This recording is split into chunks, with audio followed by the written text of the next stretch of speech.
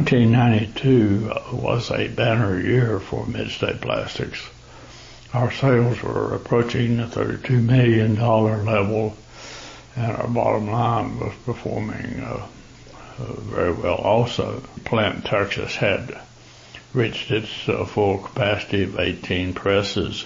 They were running pretty smoothly.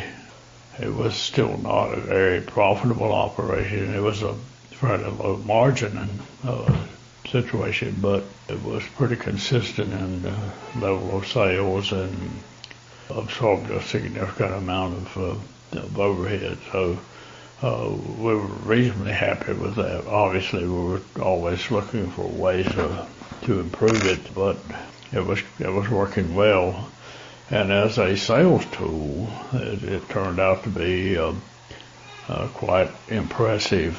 Any customer that we showed pictures or gave them a visit into that plant had to be quite impressed with our capability, with the design of the plant, with the fact that a major corporation would have that level of confidence in us. So it had added significantly to our reputation. Everything was, as I said, going just dandy. But there were some clouds on the horizon. As I've said before, the custom plant in Seagrove was based pretty much on a significant percentage of IBM product. IBM was in the process of getting a new CEO, and that new CEO had been at least talking about the fact that they needed to expand their supply line all over the world. Obviously, in plain English, that probably meant that he thought they ought to be outsourcing a lot more product to China. So we were trying to make sure that we were aware of that and looking at what we could do in order to offset that if it did occur.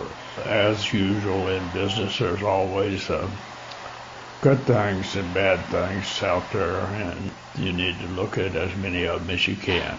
The very situation that we were in, being sort of on a peak of sales and profitability, caused Bill and myself to ask if perhaps it was a good time for us to go to market with the company and see what was available in terms of people who were interested in purchasing it. So we began the early stages of that process by talking with several people, amongst others.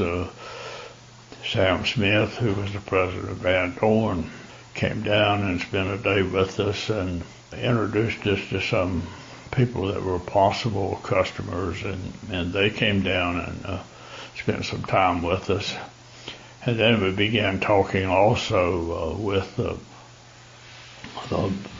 law firm that in Charlotte that we would be dealing with, and also with Boyce, Hollowell and Connor, who would be the natural agent for selling Midstate. So we were spending quite a bit of time sort of behind the scenes analyzing our situation, putting together different presentations and taking a deeper look at what we were doing.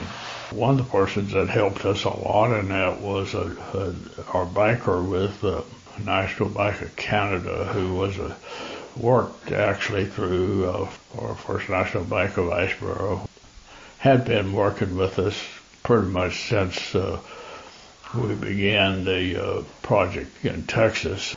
That project presented a little bit of challenge in terms of financing because it was different from having all of the business in the hometown type of thing, which we had done for many years prior to that. But John Scott Collins was the representative for National Bank of Canada and worked through First National in Asheboro in order to do asset financing for us. And John Scott was a really good banker, but he also was a good friend.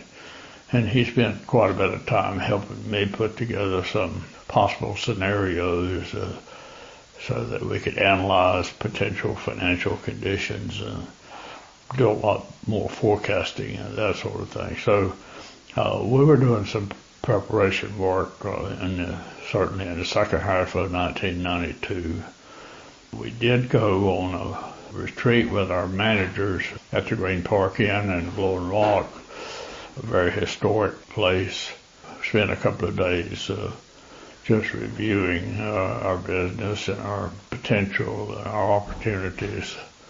We had been doing that for a couple of years, and it seemed to really keep us on track a lot better. So did that in 1992 and then continued it in years going forward.